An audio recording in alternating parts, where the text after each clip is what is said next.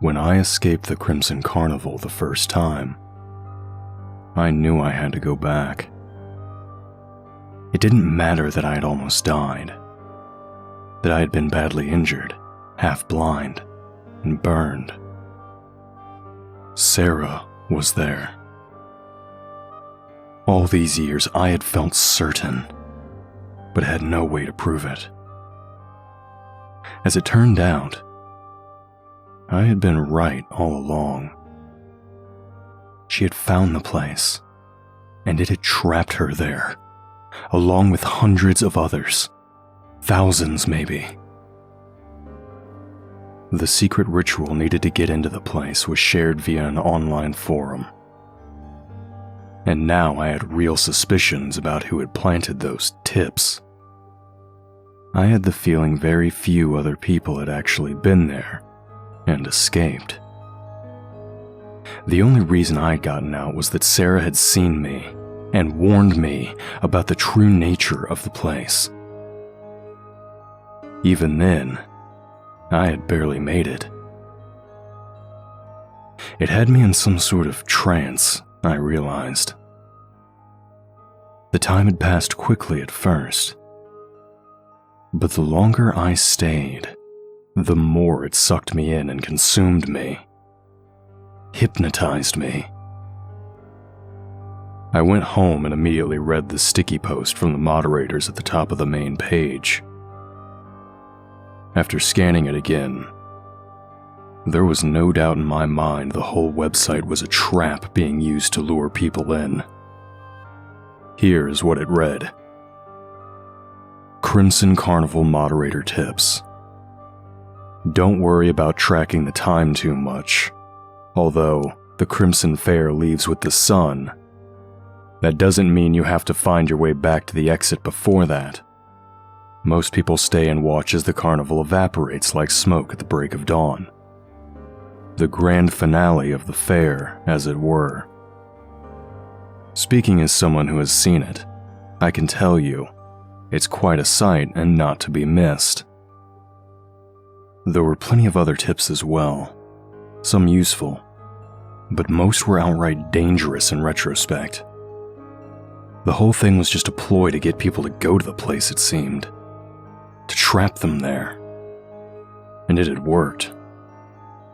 Judging by the looks of the midway, filled with entrapped workers, the bait was working, and the carnival would continue to grow. Unless someone stopped it. I suddenly had a vision, thinking about the giant red canopy tent at the center of the place. I pictured a massive beating heart in the middle of it, veins and arteries extending out from it, feeding poison to the entire place and everyone trapped there. At the very center of the canopy, I had no doubt now, was the creator of the whole thing, the master of it all, the one who controlled everything and had caused all this chaos and heartache. How many other families had been torn apart? How many relationships destroyed? Husbands and wives, fathers and sons, brothers and sisters. How many lives had been ruined by the monstrosity that was the Crimson Carnival? Somehow, I had to stop it. I was maybe the only one who could. I vowed to return, and marked on my calendar the next Friday the 13th, so I would be ready. What I didn't expect was another person to be waiting in the gravel parking lot to visit the carnival. Another thrill seeker like my wife, I assumed at first. It turned out, they were more like me. You might want to rethink your visit, he said after rolling down his car window. This place isn't as advertised. And tell me about it. I barely got out last time. I wouldn't be here if I had a choice. He raised his eyebrows and looked at me solemnly, then got out of his car and went around to the trunk. He pulled out a small bag which he slung over his shoulder. I'm Gary. What's your name, kid? Jordan. You've got a choice, Jordan. Don't go back in there. It's no good. It's got me and it's gonna get you too if you keep coming back here. Maybe you can still have a life if you go now and don't come back. I thought about what he said for a few seconds before responding. He looked serious and genuinely worried. Was this some trick of the carnival? Did its reach extend this far out? I decided probably not, or else the carnival workers would have pursued me to my car the last time I escaped, instead of staying within its boundaries. How many times have you done this? I asked. Maybe we can help each other. He rummaged in his trunk and grabbed a larger backpack and slung that over both shoulders with his bloodied hand, leaving red stains everywhere in the process. Next, he withdrew a gun belt, which he put around his waist. He loaded a large revolver with bullets and shoved it down into the holster. Kinda old school, isn't it? I asked, pointing at the pistol with its wooden grip. I knew nothing about guns and had never fired one myself, but knew they had much more sophisticated weaponry for sale these days. Things that could hold more than 6 bullets. Old school doesn't jam. Old school fires straight every time. It's that new shit that doesn't seem to work in there. Almost got killed the first few times until I figured that out. A thought occurred to me. Wait a second. Those are real people in there. You can't kill them. This isn't their fault. Listen, kid. There's 2 types of carnival workers. Those who can be saved, and those who can't. We're here for the ones who can be. Who is it they got of yours? Girlfriend, I'll bet. Fiancé, actually. Well, did you find her? I'm guessing by the look in your eyes you did. So what did she say? Did she recognize you? Yeah, she did. For a minute. Until something else took over. She came back again for a second, told me to run and never come back. You should have listened. He shook his head, gazed up at the sky, and seemed to think about it for a few seconds. Letting out a deep breath, he admitted. That means she can still be rescued, though. I think, assuming I'm right, anyways. How? She attacked me when I tried. I pointed a thumb at my eye patch. Huh. Yeah, I bet she did. Did you see the tubes? What tubes? Think intravenous tubing. It comes up out of the ground and it's drilled into their legs. She's hooked up to the thing at the center of it all, just like the rest of them. Take a look next time. A real close look. The ones who already belong to this place don't have them, because they're already full of the poison. Like the welcome clown, for instance, or the test your strength guy with the sledgehammer. I recalled with a shudder how that gentleman had nearly murdered me. So that was how they were changing them. This place really was poison. It was taking Sarah's life force and replacing it with some dark toxin and converting her into a minion of the carnival. A mindless vessel forced to do its bidding until death and beyond. Come on, we're wasting time. You got a nickel? I pulled out the handful of bloody coins I had stolen the last time, after I tackled the bastard at the entrance. Holy shit. Maybe I underestimated you, kid. What did you do, kill the welcome clown or something? Huh. No, I sort of tackled him. He let out a short whistle of respect. Alright, let's do this. You got a weapon? I showed him what I brought with me. He laughed pretty hard at that. Oh shit, you're serious. I nodded and walked forward, approaching the welcome clown. The clown seemed not to remember me. He was jovial and happy again. Until the end of the next part of his rhyme, which he said through gritted teeth, in a dark and deep voice full of malice and hatred. You found the place, my friend. Get inside and have some fun. Your time now very soon will end. The Crimson Death can't be undone. Bang! I looked over in surprise to see that Gary had shot the welcome clown in the head. He was holding the revolver out, and smoke and steam misted from the end of the barrel in the early morning air. He loaded a fresh bullet and flicked a nickel at the dead clown's body. I couldn't help but notice the hatchet the clown held in his hand, concealed behind his large baggy pants. I did the same as Gary, tossing a nickel from my shaking, bloodied hand. We had both cut our palms before arriving at the place, and now began to wrap them in makeshift bandages as we proceeded through the turnstiles. Well, that should make it easier to get past him on the way out, I said, still in shock. I learned a while back that the ones who belong in this place don't die. It doesn't matter what you do to them. They aren't human anymore. How the hell do you know? What if we can kill the thing responsible for all of this? Maybe we can bring them all back to reality. He opened his mouth to say something, and then closed it again. It appeared he hadn't thought of that possibility. Alright, I'll try not to kill anybody else, he conceded. Unless I really, really have to. Thanks, I appreciate that. As we got into the carnival, I looked around in surprise to see that none of the stalls were the same as the first time. It was like we were in a completely different midway. Shoot out the star and win a prize, a man said from a nearby booth, where air rifles were set up on stands and positioned to point at crimson red stars drawn on paper. I saw a ring toss booth, another with green glass bottles lined up on the floor, and rides just ahead to the left where previously there had been food stands. What the hell's going on? It's all different. Yeah, the place changes every time, Gary said, pulling something out of his bag. I saw it was a map. It showed a star with 5 points, a circle around the outside of it. A pentagram. It's a giant star. The pentagon at the center is the canopy tent. The circle around the outside is the fence.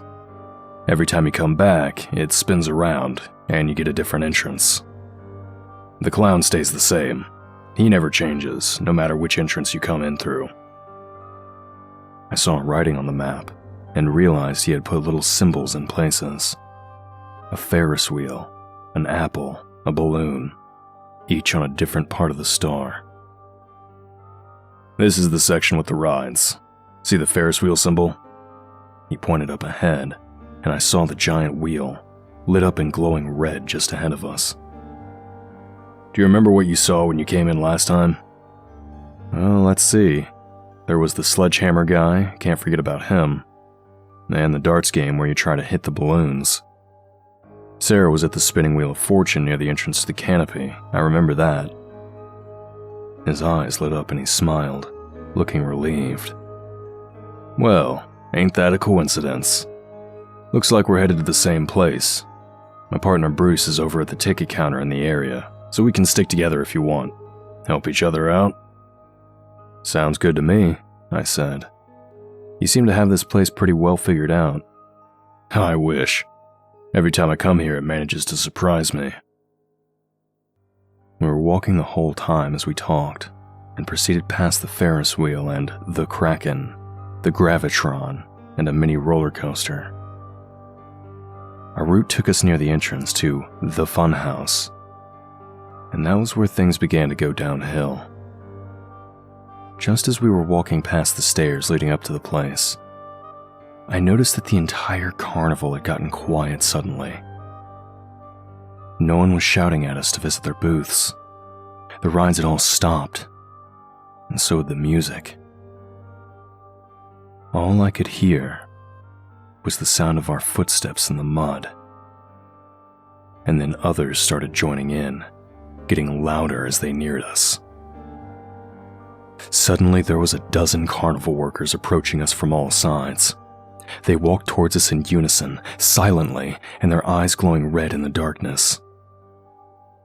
Shit, They've never done this before. I don't think they like that we're teaming up. I looked back over my shoulder and saw more coming from that direction.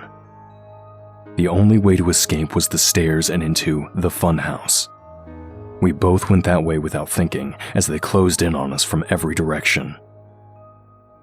Once we got inside, I was immediately disoriented.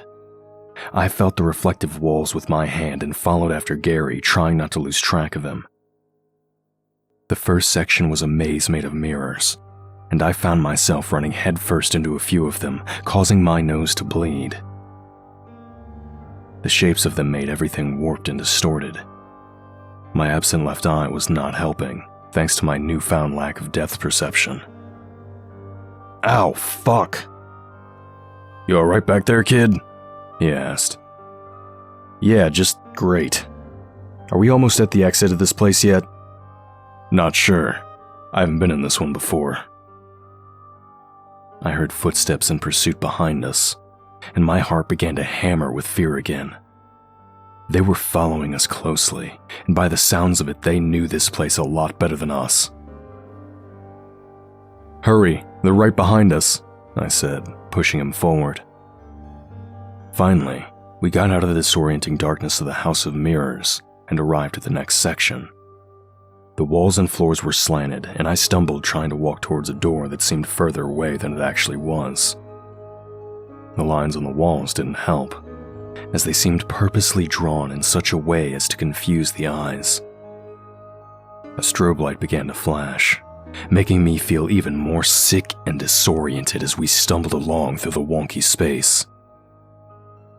I saw the corridor was narrower the further along we went, until I was breathing rapidly with increasing panic and claustrophobia. Soon, we were on our knees, crawling through the tight space.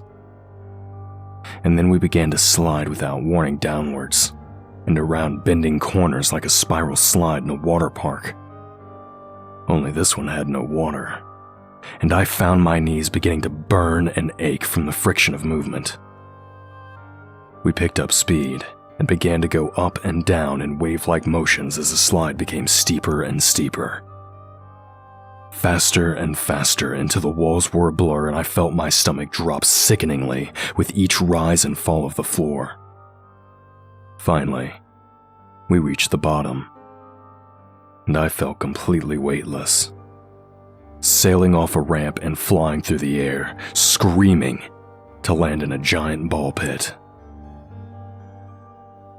At first it was a relief, since I didn't die from the impact of my fall.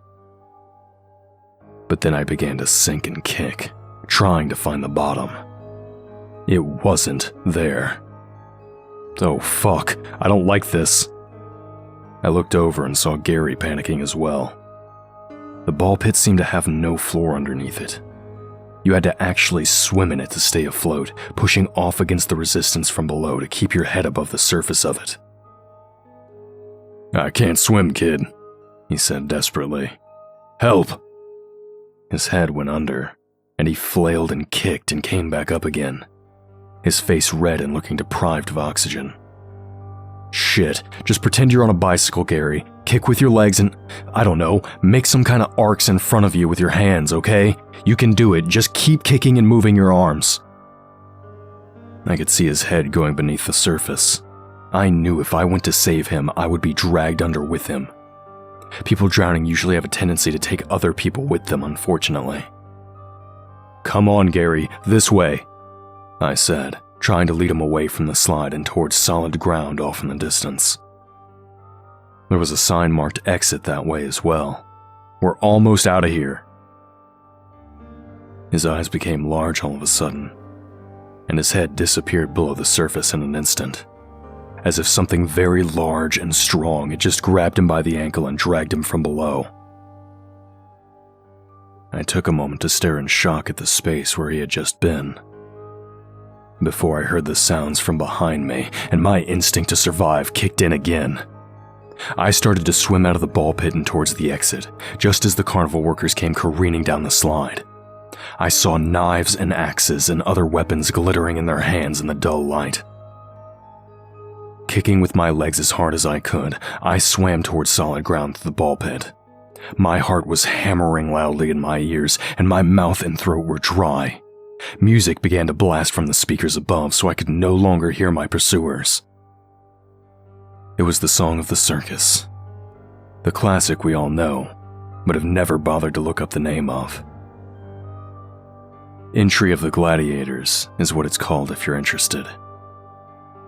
The music that blasted from all angles was jarring and disorienting.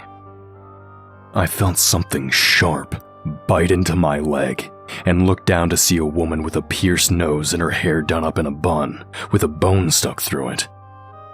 She was smiling widely and her eyes glowed red as she slashed through the air and missed me just barely with her knife. Screaming in pain, I kicked at her face and tried to move away from her towards solid ground, which was still not nearly close enough. Looking in that direction, I saw now that there were several clowns holding knives waiting for me there. They stood salivating, their shoes squeaking as they paced back and forth, watching me and waiting for me to get near enough to them. Gary was dead, and with the carnival workers closing in on me and nowhere else to run, I had a feeling I would be next. That was when I felt something grip my ankle. Hard. Nails biting into my skin like talons. It began to pull me down, down, down, into the darkness below.